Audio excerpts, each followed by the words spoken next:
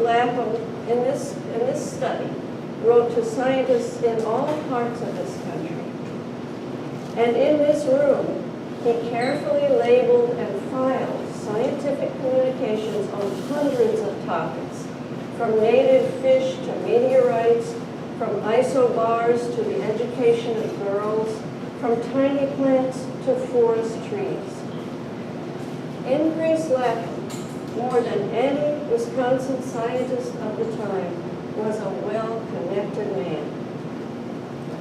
From his study came the observations and letters and reports, the newspaper and scientific articles, the maps, the books, and plans that made Increase Lapham in 1871 Wisconsin's most important scientist.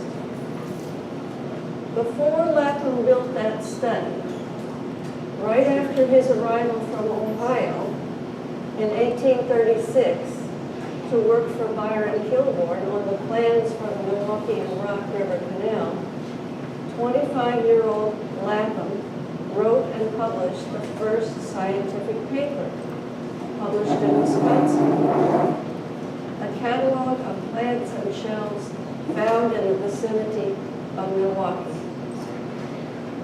My plan here is to tell you a bit about who Lapham was and what he was up to, and Paul Hayes is going to talk to you about the topics more pertinent to the fires and the trees. Lapham's first scientific paper was published in Silliman Scientific Journal when he was 17, very precocious.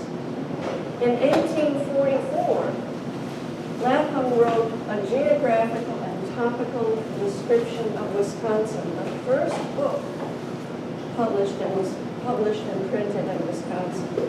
In it, he compiled information he had gathered on Wisconsin's geology, history, plants, lakes, streams, ores and mining, agriculture, trees, local governments, population, and really everything. Anything a settler or immigrant would want to know about the history of Wisconsin. And all of this was while he was working for Byron Kilbourne, a way too interesting man who had a land and canal business. He was a slightly shady man.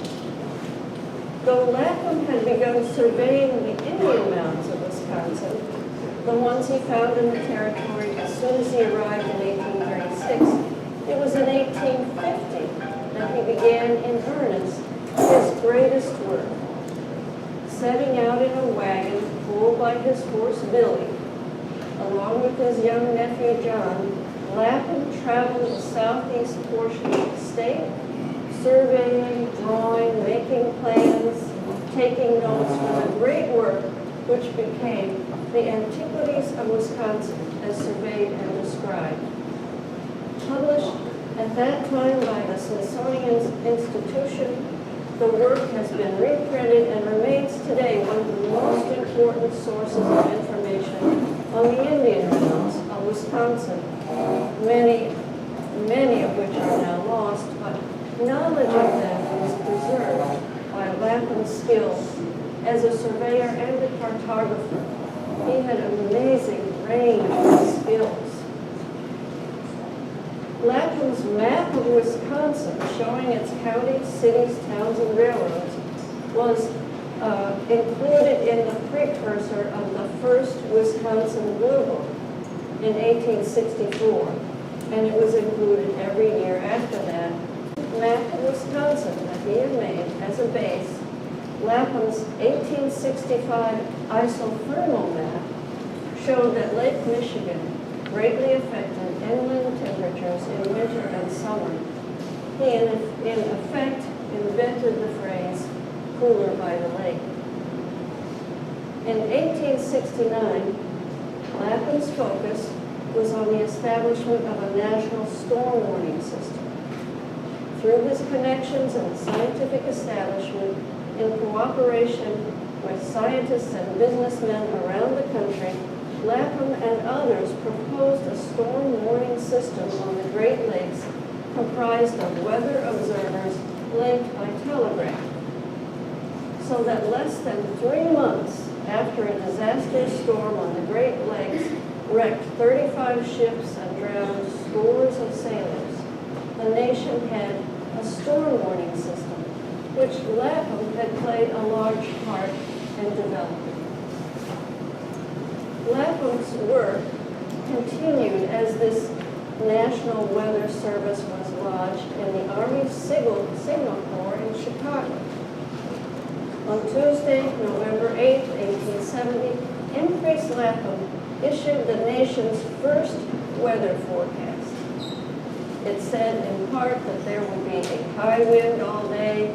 Yes, there was a high wind all day yesterday in Cheyenne and Omaha.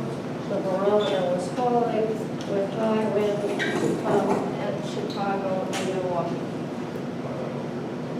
High winds probable along the lakes. This was part of the first national weather forecast.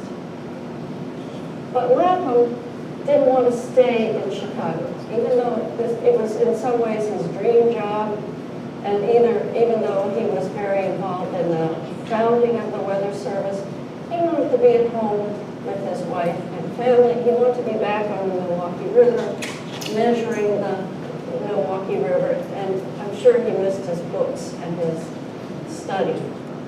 So by October of 1871, he was back in Milwaukee, which was, for him, I think, a very good day. He and others in Milwaukee were alerted to the Great Chicago Fire of October 8th through telegrams. Lapham wrote that they in Milwaukee had dispatches every hour during the Great Conflagration, the greatest ever known, he said. But not a word about the Pushcart fire, because telegraphs were down. They hadn't heard in Milwaukee about the fire to the north for a time. If Lapham had heard at that point, early on, he would not have called the Chicago fire the greatest conflagration ever known. What he had heard was that his brother-in-law Samuel Stone and his niece had died when the Chicago Historical Society burned.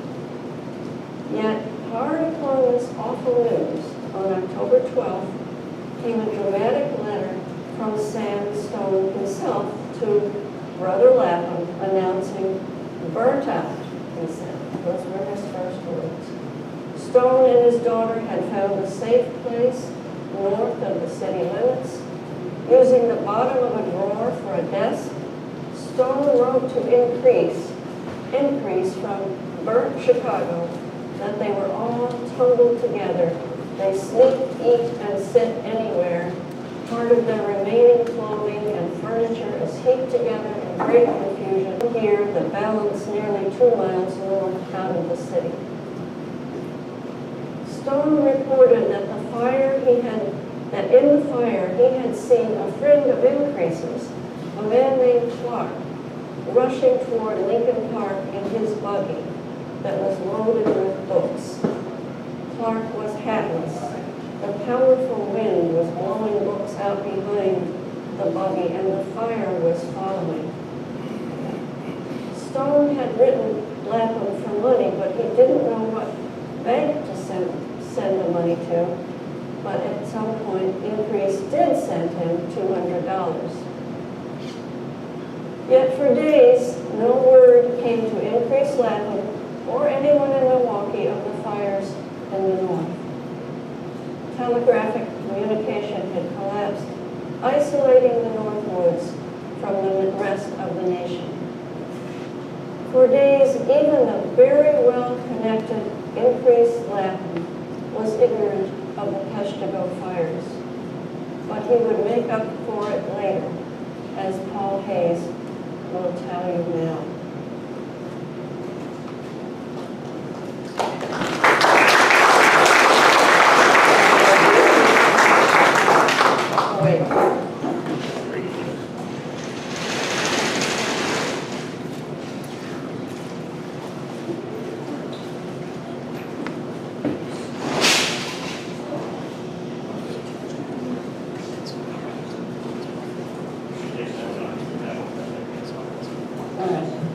have a stronger voice than Martha's. Can you hear me in the back? No, probably not. Probably not.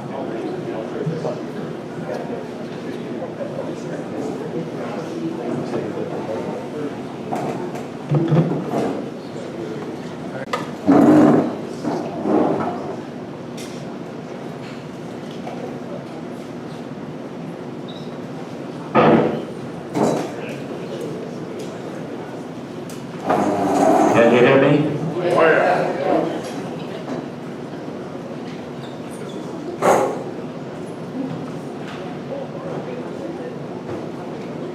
Can you still hear me? Good. Thank you. It's a pleasure to be here.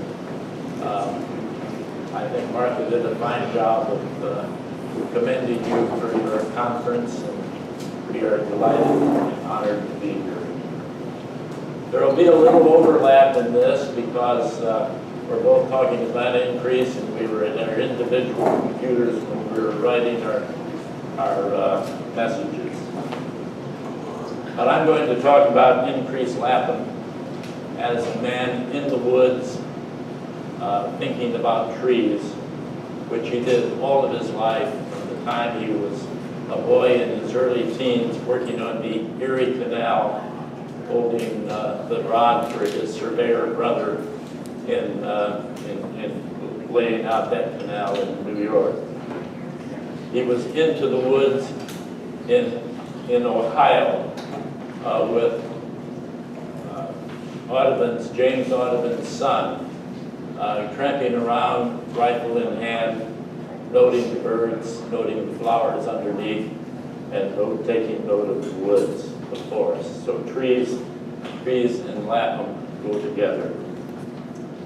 In 1844, in his first book, published in Wisconsin, Lapham said, "Wisconsin abounds in plants of an interesting and useful character, embracing all varieties, from the stately pine tree, towering its head above the other trees of the forest, to the humblest wildwood flower. The broad prairies are covered with a profusion of flowers of every form and hue, which are changed with every change of season. The eastern portion of the territory abounds in hardwood timber, the northern in forests of pine, and the central and western portions are relatively destitute of trees. Here, however, are generally found a few trees constituting the oak openings and affording sufficient wood and timber for the purposes of the first settlers." And among the major uses of trees, of course, was fuel. Because Lapham's book in 1844, after he'd been here only 8 years, and mentions that you're not going to find any coal in Wisconsin. He noticed upon arriving at the eastern shore of Wisconsin on Lake Michigan that the bedrock was Niagara limestone, and that's the very stone he was digging through in the Erie Canal, and he knew that that stone was the youngest in Wisconsin, and it was older than the coal formation that arose just south of there in Illinois. No coal in Wisconsin. So wood is what you're going to do in Wisconsin if you want to get through the winter. You have to burn it, and you have to build your houses of it. Wisconsin is uninhabitable without the forests, Lapham knew. In 1855, Lapham wrote The Forest Trees of Wisconsin, a 60-page essay that was published by the Transactions of the Wisconsin State Agricultural Society in 1856. The first paragraph, he called attention to, quote, the importance of their preservation and to the necessity of providing for their restoration where they are already destroyed. Wisconsin had been a state for only 7 years, and the great cutover of the northern pinery was just getting underway. This is another quote, that the great forests of Wisconsin are rapidly disappearing will be quite evident to anyone who will reflect a moment on the vast amount of wood annually consumed for fuel by the people for domestic purposes, by the railroad locomotive, and by the steam engines scattered over the state for lumber to supply their own demand and for exportation, and for the 1,000 other purposes to which wood is annually applied. Following his introductory essay were his descriptions of 60 native Wisconsin trees and their usefulness, most of them illustrated with his own line drawings of the leaves and seeds. And in all of this, he is encouraging settlers to plant trees. In 1864, a most important book was published by George Perkins Marsh, was written by George Perkins Marsh, called Man and Nature, or Physical Geography as Modified by Human Action. Perkins was an American scholar, and he was Lincoln's diplomat to Italy during the Civil War, where he could see firsthand some of the evidence of the theories he propounded. He warned that man could destroy himself and the earth if we don't sustain and restore global resources, and he raised awareness about our actions. He argued that the ancient Mediterranean civilizations, such as Greece and Italy, had collapsed through environmental degradation, especially deforestation, which led to decreased soil productivity and other damage. He was known, and still is, as the first true all-around ecologist. Lapham got the book immediately. We know that because in 1867, Increase Lapham was leading a state commission of 3 men in writing and publishing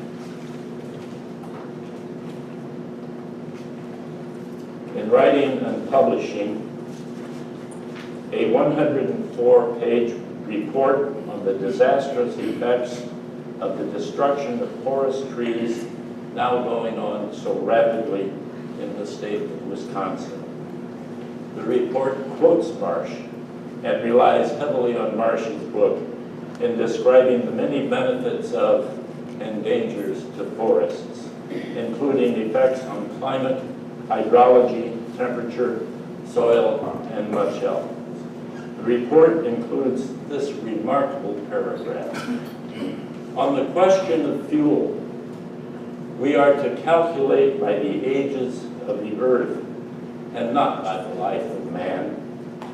Fuel will be required for as long as man shall inherit the earth, for his comfort and for his existence.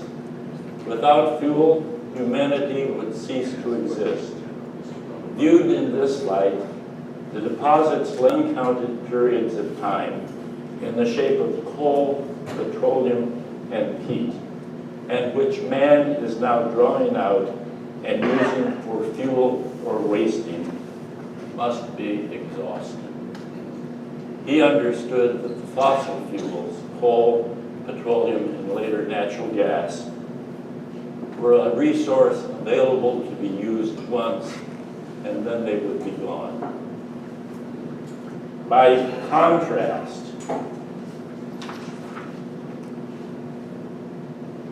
he noted, forests are renewable, and they should be considered as such and protected thereof.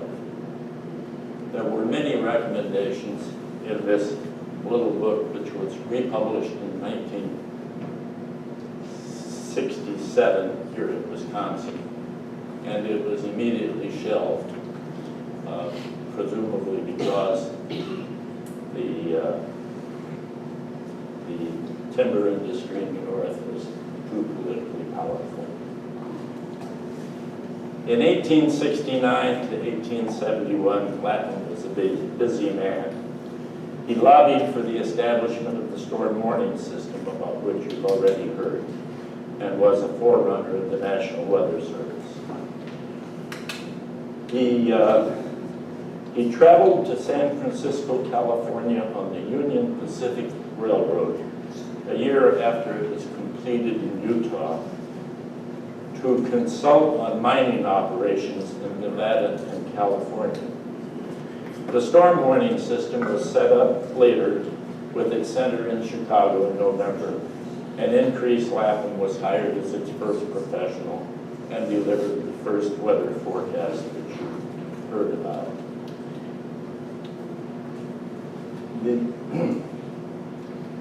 But it was office work in a big city, and Lapham, who gloried in field work in the natural sciences, soon became homesick, and he found an excuse to leave the Weather Service when his former colleague and friend Byron Kilburn died in December 1870 in Florida.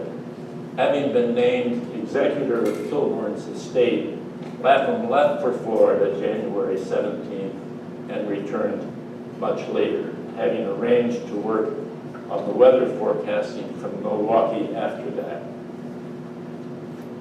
On October 8, 1871, the date which has brought us together today, fire broke out in Chicago, and Martha has told you that his brother-in-law on the 12th, Samuel Stone, reported that he had been burned out, asked for help, and Lapham supplied it. But by that time, Lapham didn't know about the Chippewa, or about the Peshtigo fire. In your museum yesterday, I paused at a framed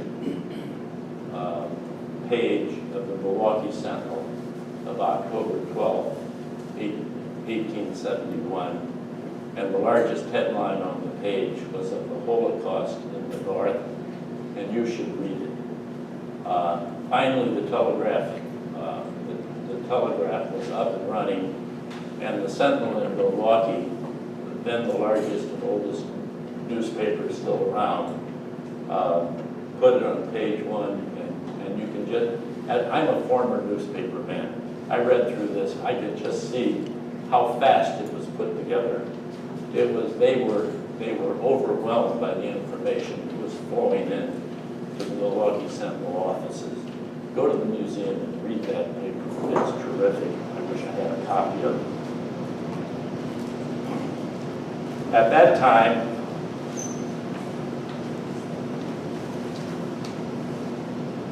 well, we all know that that fire, pushed by a strong southwest wind northeast through the city center, destroyed 18,000 mostly wooden buildings over 4 miles in Chicago, including the weather station from where Lapham had compiled its first weather forecast. That fire in Chicago killed 200 to 300 people and rendered 100,000 others homeless. Before the month was out, Brigadier General Albert J. Meyer, Chief Signal Officer, asked Lapham for one last report on the meteorological aspects of the Northwest fire, and he finished it before the year was out. Lapham's report was published 2 years later in a little red report of the Chief Signal Officer in 1873.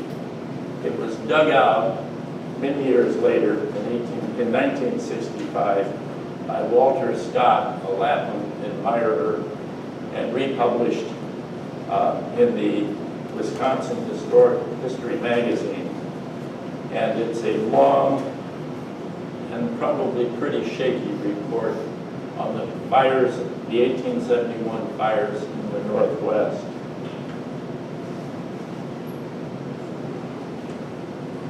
It only dedicates about 3 paragraphs to the Pushcart fire. And I'll read a summary of it from a book I'm familiar with, Increase Lapham. In the essay, Increase discussed the drought that preceded the fires and how wind can convert sparks into conflagrations in minutes. He dismissed the theory that the Chicago fire ended with the downpour. The rain that fell as the fire diminished was gentle, amounting to a few hundredths of an inch. The fire ended when it ran out of combustible material in its path, he said. This neither proved nor disproved James P. Espy's theory that great fires produce great rainstorms. They might under conditions of little or no wind, but could not with the kind of wind that drove the Chicago fire, Increase concluded. As for the Pushcart fire,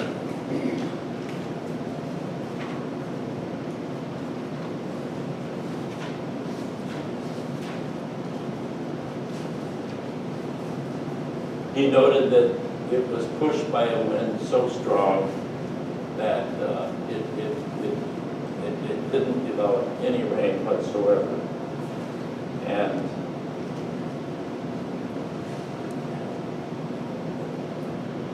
But it did interrupt the telegraph communications from the Northwest for a number of days.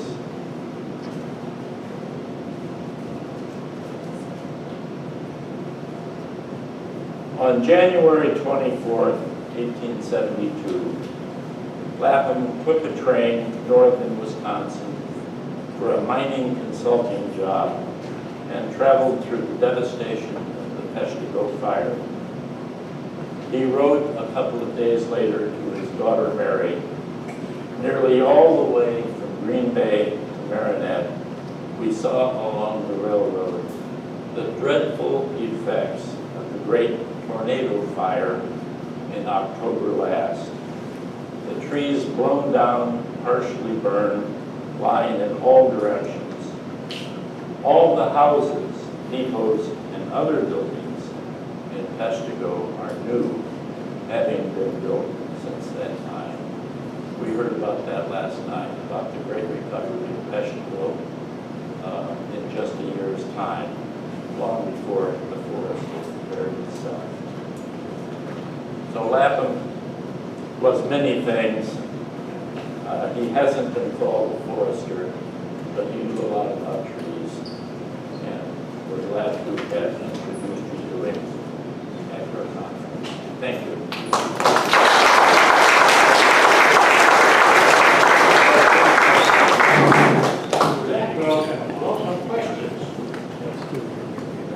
Martha and I are happy to take any questions you have about anything we want to talk about regarding the increase. There's no questions right now.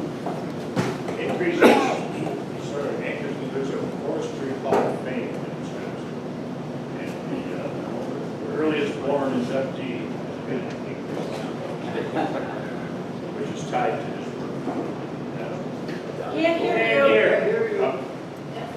Okay.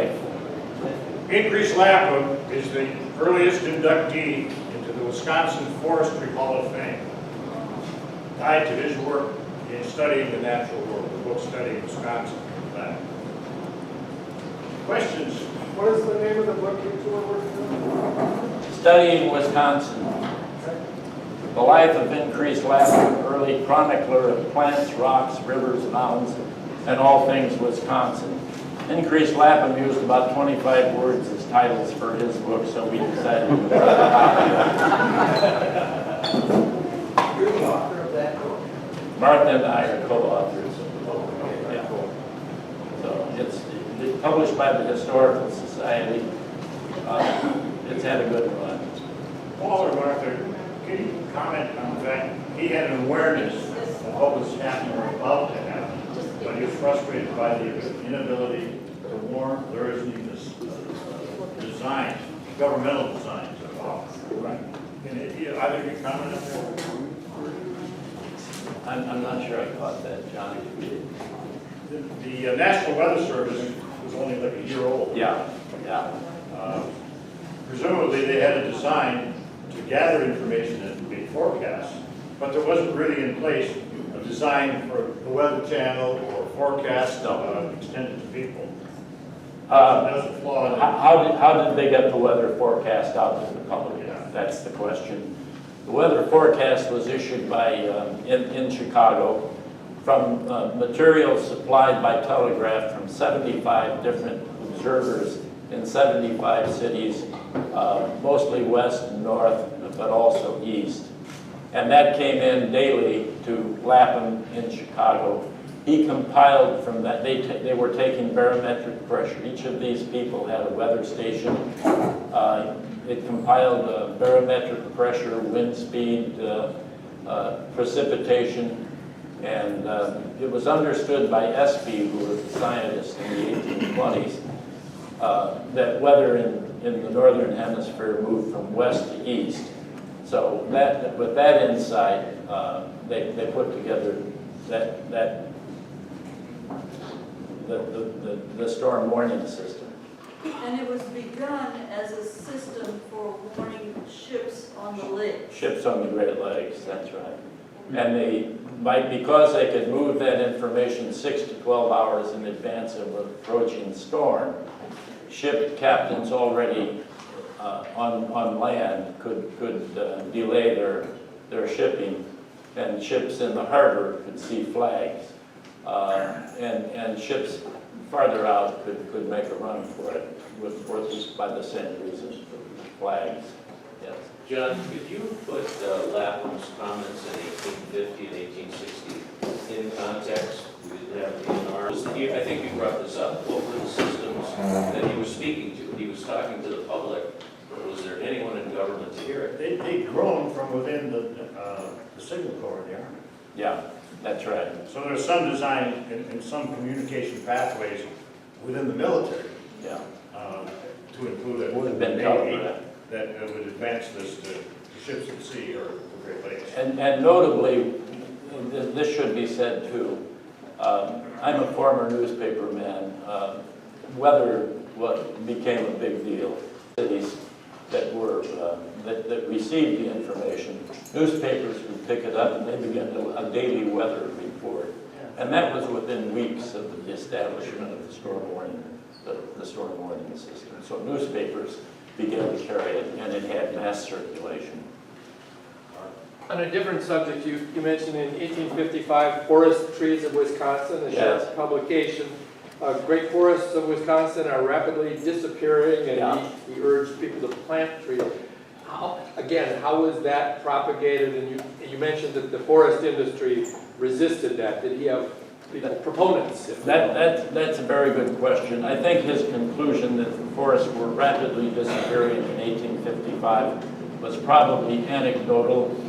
His understanding that every settler was going to clear land for plowing and take the trees down, and everybody who had a house had a wood burning fireplace. So I think that was intuitive and not scientific. It's interesting to me, in having compiled Lapham and trees for this little timeline, Lapham does not mention fire once in any of his essays about trees until the Chicago fire. One of the things that Lapham suggested in the 1855 is that settlers plant windbreaks or not take down all the trees on their property, because he knew the effect of trees on climate. And I think that was one of the most interesting things he said early on. And of course, settlers didn't pay much attention to that, though some did. Do you know who his influencers were? In other words, did he ever correspond with anybody like Humboldt, who was known kind of for the same thing worldwide? Same here. Who influenced Lapham? Who did he correspond with? who were also active at his time. I'm going to turn that one over to Martha.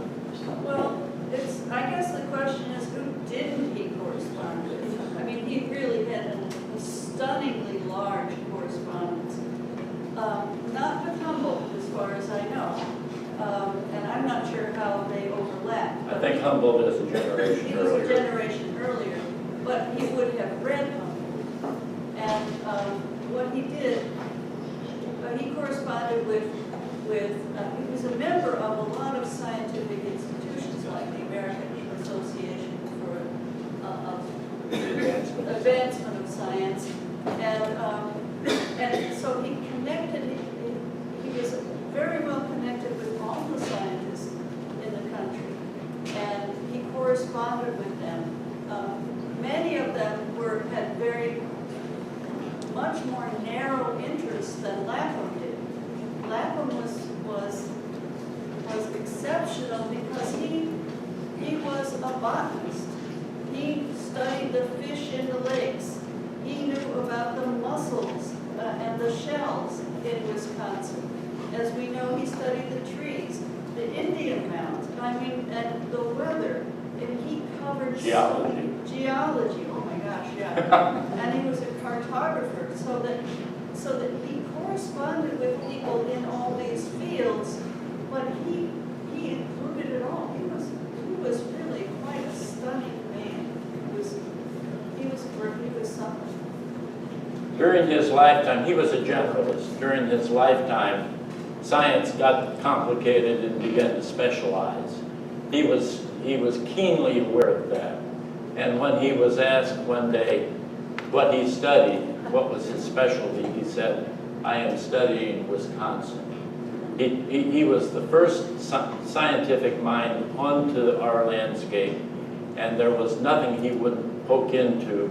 He was all over the place, all of the time, changing subjects, doing 2 or 3 things at the same time, filling his left pocket with rocks and fossils, filling his right pocket with seeds and flowers. He was just peripatetic. He only lived for 61 years, and he did 17 times the work I've done. One more here, and then Don, are there any? There are no questions. Okay.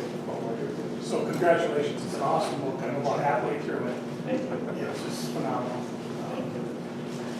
I'm about the point where he built some commercial property in Milwaukee to help his family survive. Yeah. He was doing all this botany and research and study without compensation.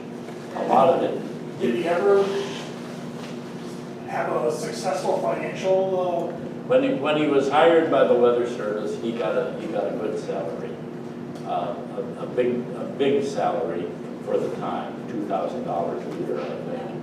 But he was able to buy, in the 1870s, he was able to buy a wonderful piece of land on the south shore of Lake Oconomowoc and build a farm for his children. So he was prosperous. He was hand to mouth for decades, but he was prosperous. Another big he got a lot of money for being the executor of Pilgrim's estate, and he got a good salary in 1873 when he was appointed state geologist of the state of Wisconsin. How old was he when he did that? He was in his 60s. He died when he was 64. Died when he was 64. He was state geologist, I think, when he was 61. And he had heart trouble. That piece of property on the south shore of Lake Oconomowoc was later bought by a Chicago industrialist who built a mansion there. And the mansion was expanded in the last 15 or 20 years by someone. It's a stone mansion of limestone quarried on the site, and it's a copy of Anne Boleyn's palace in England. Really appropriate. And it's sold last year for the largest price ever paid for a single house in southeastern Wisconsin, $21 million. Is his home and commercial property still existing in Milwaukee? No, it was his house near the river where he had his weather station was destroyed by the freeway that went through. Which I think we're going to have to folks are going to be around, we'll pose these other questions too. We're going to take a 5-10 minute break while we set up to the next speaker. There's still coffee in back and restrooms if you need that. Could I ask one more thing? You know, Paul said that his perception of the forest was anecdotal. One of his contemporaries talked about the destruction of the flora in his lifetime. So this was very real. You can read that in his book.